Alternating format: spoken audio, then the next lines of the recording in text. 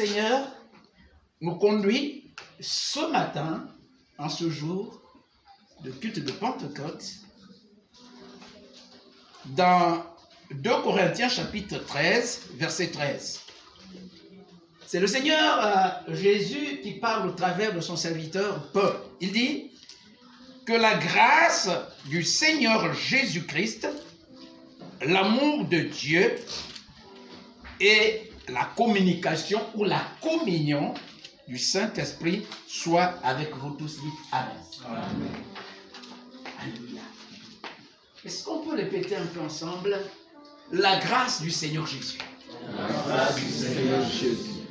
L'amour de Dieu le Père. L'amour de Dieu le Père.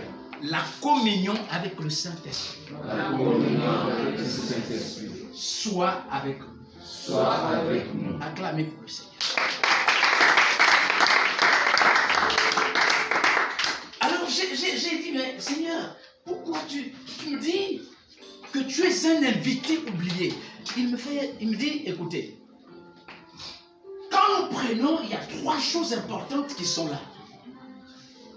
La première des choses que l'Esprit nous montre lui-même, il nous parle de la grâce du Seigneur Jésus. Dites Amen. Amen. Vous savez, tout le monde connaît la grâce. Tout le monde cherche la grâce. De toutes les façons, c'est évident. Sans la grâce, personne ne pouvait être sauvé. Dites Amen. Amen. La Bible nous dit que la loi nous est venue par Moïse. Mais la grâce et la vérité nous sont venues par Jésus-Christ. Alléluia. Cette grâce nous est venue comment? Jésus qui est venu. C'est le témoignage de l'amour du Père. Si Dieu ne nous aimait pas, Jésus ne serait jamais venu. Dites Amen. Première des choses, on cherche la grâce. La deuxième des choses, c'est le désir d'être aimé. Mais la troisième des choses, on nous montre la communication avec le Saint-Esprit. Ou la communion. Alléluia. Dieu nous envoie le Fils. Le Fils nous envoie le Saint-Esprit. Que faisons-nous du Saint-Esprit? On est fatigué de ces chrétiens qui, chaque Pentecôte, lèvent les mains. Saint-Esprit descend. Il est descendu, il dit, il y a plus de 2000 ans, je suis déjà sur la terre. L'église est bâtie, oui ou non? Si vous êtes dans une église où les gens commencent encore à vous dire, Saint-Esprit, nous avons besoin que tu descendes aujourd'hui, il y a de fortes chances que l'église n'est pas encore venue. Le Saint-Esprit doit remplir maintenant l'église.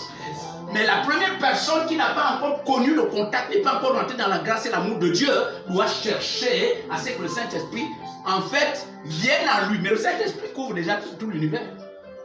Depuis la Pentecôte, acte 2, c'était l'inauguration de l'église. L'église, ce n'est pas les bâtiments, c'est chacun d'entre nous. Si tu as reçu le Saint-Esprit sur l'église, mais c'est que dont tu as besoin, c'est maintenant. Depuis que toi tu as dit, depuis que nous fêtons Pentecôte, chaque jour Pentecôte, ça devient une tradition. J'en ai marre et le Saint-Esprit m'a fait entendre que je suis un invité oublié.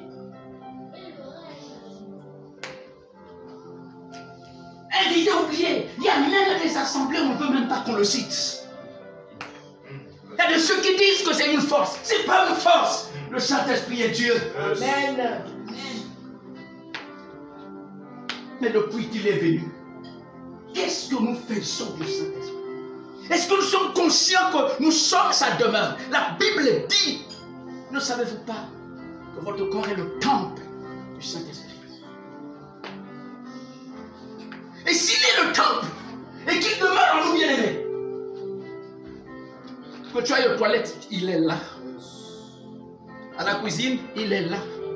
À table, il est là. Au lit, il est là. À l'endroit où tu t'en vas, même si personne ne te voit, il est là. Amen. La question c'est de savoir, est-ce que nous marchons avec la conscience de la présence de cet enfant? Le jour où l'Église commencera à prendre conscience de la présence du Saint-Esprit, bien aimé, la folie va disparaître, l'Église va se révéler et les gens seront étonnés. Le problème, c'est qu'aujourd'hui, on ne sait pas On va prier pour autre chose. On va demander. On veut que le Saint-Esprit vienne à nous juste pour nous donner la force pour qu'on fasse des compétitions inutiles. Mais est-ce que quand le Seigneur Jésus-Christ a dit qu'il vous est avantageux que je m'en aille et qu'il vienne, lui le consolateur, dites-moi, est-ce que c'était pour venir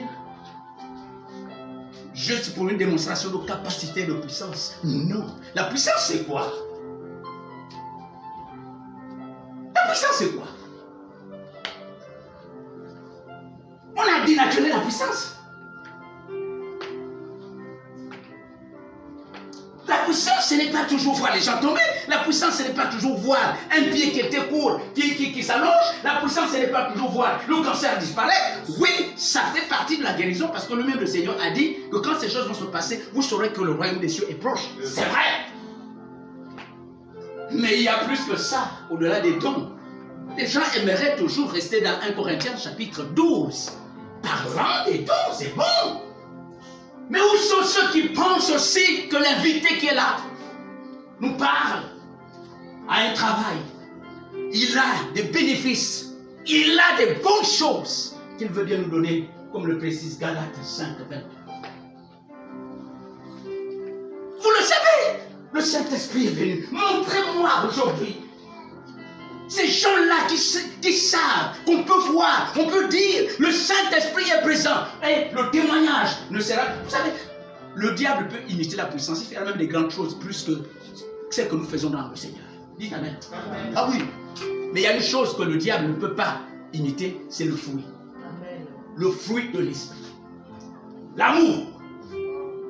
Aimer exige la puissance. Il faut de la puissance pour aimer. Dites Amen. Amen. Comment le Seigneur va donner, parler de l'enseignement sur la montagne en disant il faut aimer ses ennemis? Dites-moi, s'il n'y a pas de puissance, avec la capacité humaine, aucune personne ne peut aller embrasser son ennemi.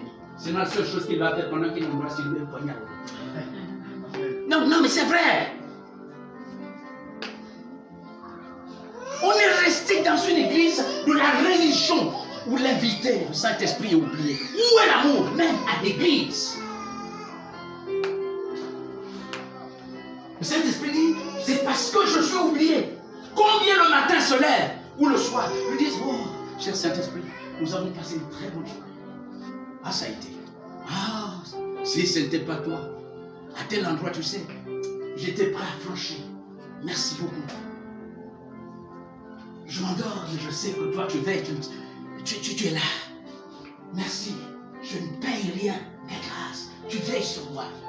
La Bible dit que quand les ennemis viendront comme un fleuve, le Saint-Esprit va les mettre en fuite. Waouh! Il est là. Qui le matin se réveille? Commence par dire, oh Saint-Esprit, béni sois-tu. Merci et bonjour. Tout simplement, nous devenons aussi comme des païens. Puisque nous ne voyons pas, nous ne croyons pas. Où est la dimension spirituelle des choses dans laquelle nous sommes? Le Saint-Esprit est là. Un invité oublié. On se lève le matin. On ne pense même pas à lui. On ne sait même pas s'il est là. On attend le jour du dimanche au culte pour dire Saint-Esprit, Saint-Esprit, viens dans un cœur, quelqu'un le mien. Ah! Qui dit ça? C'est un chrétien. Viens dans un cœur tel que le mien. Entre ta et où? C'est un truc qu'on va corriger encore. Alléluia. Oui. Viens dans un cœur tel que le mien. Ça, c'est un païen qui chante comme ça. Oui. Chrétien, tu as chanté. Ça signifie que si tu fais ça, tu arrêtes au gravé. Et je ne sais même pas s'il est parti parce qu'on a dit qu'il va vivre éternellement avec vous.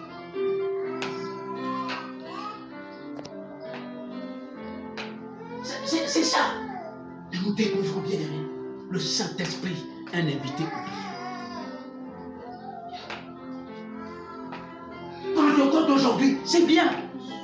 Et après, on nous dit la communication. Ça signifie quoi? Il est venu, il faut vous parler, oui ou non? Il faut que vous parliez. On peut passer tout son temps à parler, oh Jésus, oh Dieu, mais quelquefois jusqu'à la fin, le Saint-Esprit, quand le moyen on va le mentionner, quand on l'a mis au début là, vient. Et clairement, termine. Est-ce que tu es capable de passer un culte d'adoration au Saint-Esprit?